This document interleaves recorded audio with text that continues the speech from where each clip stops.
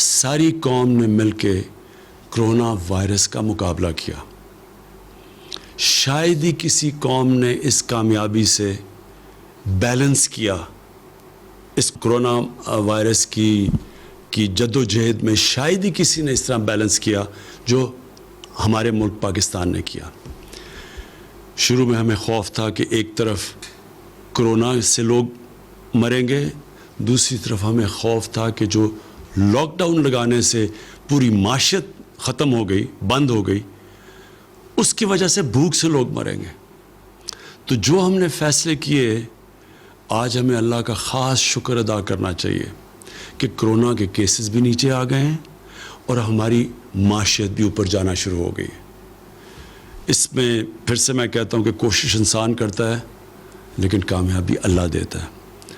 یہ نہیں کہ ہم جنگ جیت چکے ہیں, ابھی بھی چیلنجز سامنے ہیں.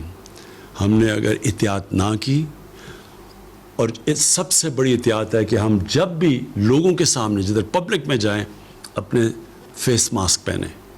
آسان چیز ہے, جیسے ہی آپ یہ پہنتے ہیں تو چانسز اس وبا کے پھیلنے کی کم ہو جاتی ہے.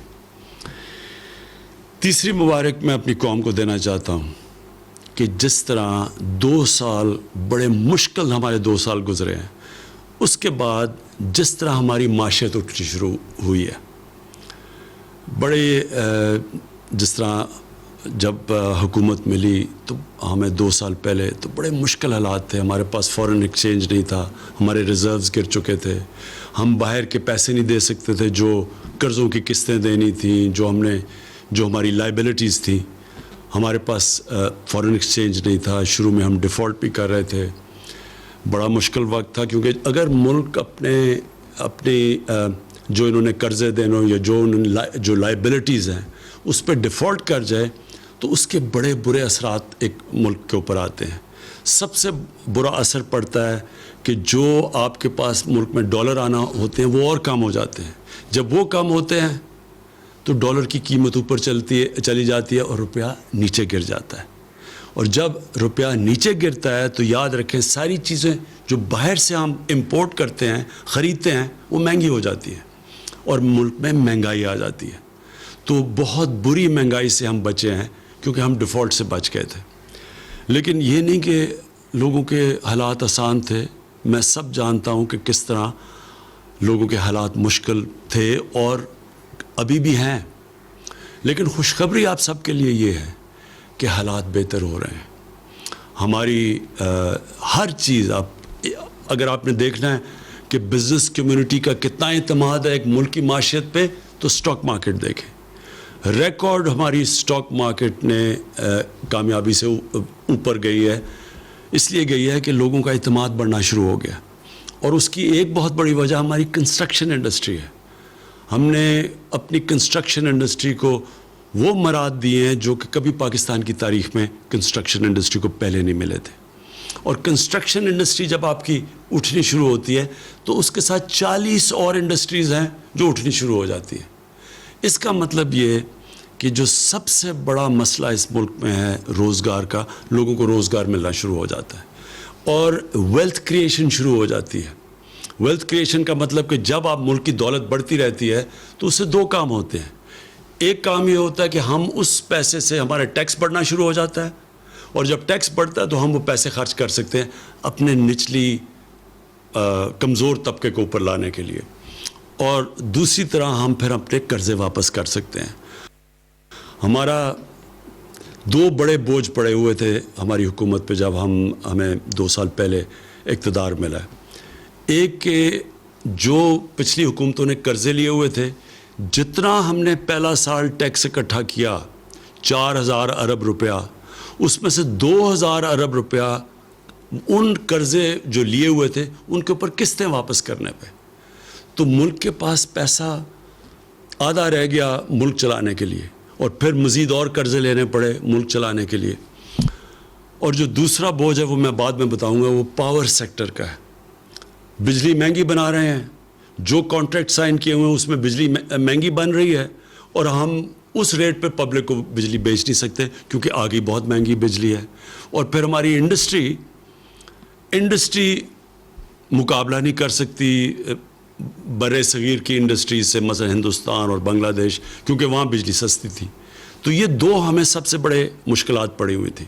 تو اس کے لیے جو ہماری معیشت تھی وہ اٹھ نہیں رہی تھی، کیونکہ ہم بیلنس کر رہے تھے، اپنے خرچے کم کر رہے تھے، آمدنی بڑھانے کی کوشش کر رہے تھے. تو اللہ کا شکر ہے کہ آج ہماری آمدنی بڑھنی شروع ہو گئی ہے. اس کرونا وائرس کے باوجود ہماری جولائی کے اندر جو ٹیکس کلیکشن ہے وہ جو ہم نے ٹارگٹ سیٹ کیا تھا اس سے زیادہ ہوئی ہے، اور آگے اور بہتر حالات نظر آ رہے ہیں. اور جیسے جیسے ہماری کنسٹرکشن انڈسٹری چلے گی تو انشاءاللہ ہماری ٹیکس کلیکشن بھی بڑھتی رہے گی اور روزگار بھی لوگوں کو ملتا رہے گا. اور ہمارا جو اور خوشائن چیز ہے، ہماری ایکسپورٹس بڑھنی شروع ہو گئی ہیں. جو دنیا کے اندر ساری دنیا میں ایکسپورٹس کو نقصان ہوا ہے کرونا وائرس کی وجہ سے، تو یہ ہمارے لیے بڑی، پھر سے میں کہوں گا خوشائن چیز ہے کہ ہماری ایکسپورٹس بڑھنی شروع ہو گئی ہے. ہماری ٹیکس کلیکشن اوپر چلی گئی ہے، ہماری سٹاک مارکیٹ اوپر چلی گئی ہے، سیمنٹ کی سیلز اوپر چلی گئی، اس کا مطلب کنسٹرکشن ایکٹیویٹی شروع ہو گئی ہے. اور انشاءاللہ آگے جو ہم اب دیکھ رہے ہیں کہ حالات اب مزید بہتر ہوتے جائیں گے. تو جو میں پھر سے آپ کو جو کہا تھا کہ دوسرا ہمارے لیے بہت بڑا مسئلہ وہ ہے کہ مہنگی بجلی جنریٹ کر رہے ہیں ہم. کانٹریکٹس جو سائن کیے ہوئے تھے ماضی میں حکومتوں نے، وہ بجلی جس قیمت پہ بنا رہے تھے اس میں اور جو ہم بیچ رہے تھے اس میں بہت بڑا فرق تھا، جس کی وجہ سے ہمارے گردشی قرضے بڑھتے جا رہے تھے. کوئی بھی دکان نہیں چل سکتی اگر وہ مال خریدے 10 روپے کا اور بیچے لوگوں کو 5 روپے کا. کوئی دکان نہیں چل سکتی. بجلی مہنگی خرید رہے ہیں اور جو بیچ رہے ہیں وہ ہم کم، کیونکہ آگے بجلی بہت مہنگی تھی. تو لہٰذا مذاکرات چل رہے تھے گورنمنٹ کے اور انڈیپینڈنٹ پاور پروڈیوسرز کے. تو میں جو چوتھی مبارک اپنی قوم کو دینا چاہتا ہوں کہ یہ طویل مذاکرات کے بعد ہماری کل اگریمنٹ ہو گئی ہے، ان سے معاہدہ ہو گیا. اس کی ڈیٹیلز تو ہماری ٹیمز آپ کو بتاتی رہیں گی، لیکن اس کا اب آپ کے عوام کے اوپر کیا فرق پڑے گا؟ اس سے جو بجلی کی جنریشن کی قیمت ہے وہ کم ہونی شروع ہو جائے گی. اور جب وہ بجلی کی جنریشن کی قیمت کم ہوگی، یہ فائدہ ہماری انڈسٹری کو بھی ہوگا اور انشاءاللہ آنے والے دنوں میں عوام کو بھی ہوگا. دوسرا، اس کے دو پہلو ہیں. ایک تو ہم بجلی مہنگی بنا رہے ہیں اور بیچ کم رہے ہیں، تو وہ انشاءاللہ اس جنریشن کی قیمت کم ہوگی. دوسرا، آنے والے دنوں میں جو ہم بڑی دیر سے تیاری کر رہے ہیں اپنی ڈسٹریبیوشن نیٹ ورک کو ٹھیک کرنا.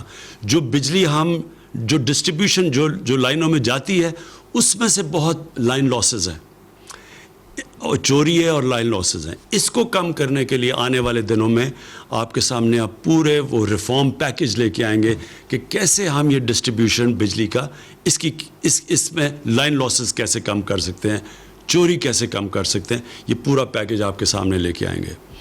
پھر سے اس کا نیٹ نتیجہ انشاءاللہ بجلی کی قیمت کم ہوگی.